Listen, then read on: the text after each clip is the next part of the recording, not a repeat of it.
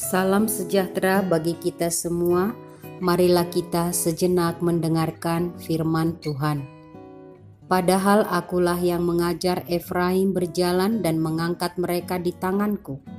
Tetapi mereka tidak mau insaf, bahwa aku menyembuhkan mereka. Hosea 11 ayat 3. Allah Tuhan kita, Dialah Bapa yang sangat mengasihi kita, merangkul dan melindungi kita dari segala bahaya yang mengancam kehidupan kita. Bapa yang merawat, mengasuh kita seperti bayinya. Allah memangku kita seperti pengasuh memangku anak menyusu. Dia mendampingi belajar semua hal, melangkah dan berbicara, mengangkat kita kala jatuh, merawat kita ketika terluka, hingga benar pulih, untuk kuat lagi, tegak berdiri, berjalan dan berlari sempurna.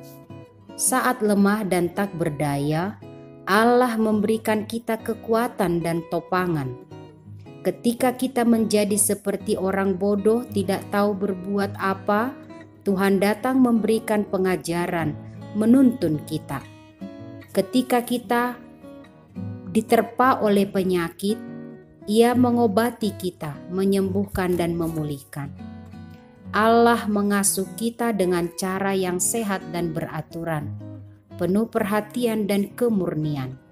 Tangannya yang kuat membuat kita tumbuh sehat dan dewasa, bahkan sampai memutih rambut dan tua, Allah menggendong kita. Kasih Allah yang kuat dan teguh sekali bagi kita. Dosa dan kejahatan kita pun tidak menghentikan kasih-Nya kepada kita. Begitu kuatnya eksistensi kasih Allah, hingga tidak bisa Dia melihat kita ketika diombang-ambingkan atau dipermainkan oleh rupa-rupa kekuatan dunia, yang dengan mudah terkontak dan terhubung dengan naluri keberdosaan kita.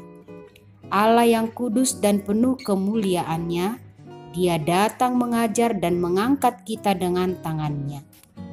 Tetapi mengapa kita selalu tidak mau insaf dan tidak sadar bahwa tanpa Allah kita tidak sembuh. Tanpa Allah kita tidak dapat apa-apa dan berbuat apapun. Tanpa Allah kita hanyalah debu. Ini peringatan yang terus bagi kita. Insaf dan sadarlah.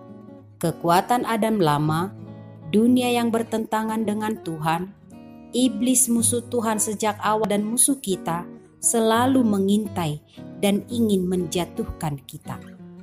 Tuhan datang dalam bayi Yesus yang lahir di Betlehem di Natal pertama. Allah yang menjadi manusia, sama dengan kita tetapi tidak berdosa. Ia ada untuk kita, hidup di tengah-tengah kita, sehingga hidup baru menjadi milik kita.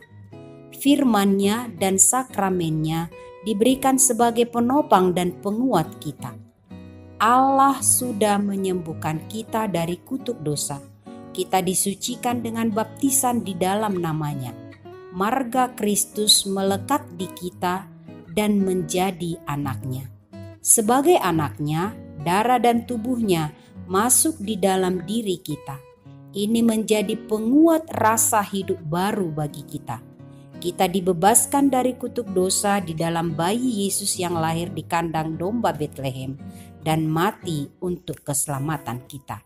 Kita sudah disembuhkannya dan bisa bersamanya selama-lamanya. Marilah kita tetap menyadari bahwa Allah selalu menuntun dan menyembuhkan kita. Berjaga-jaga dan tetaplah sadar akan kasih Allah di dalam hidup kita. Amin. Mari kita berdoa. Ya Allah, firman-Mu mengingatkan kami bahwa Engkau yang mengajar, menuntun kami supaya kami dapat berdiri dengan tegak. Engkau yang menyembuhkan dan menyelamatkan kami. Mampukanlah kami untuk memahami kasih-Mu yang besar, supaya kami selalu insaf dan sadar akan kelemahan kami, dan kami selalu mau datang dituntun oleh-Mu untuk hidup yang benar. kasihani dan ampunilah kami.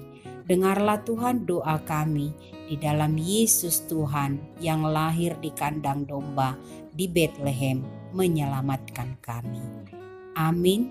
Tuhan Yesus memberkati kita.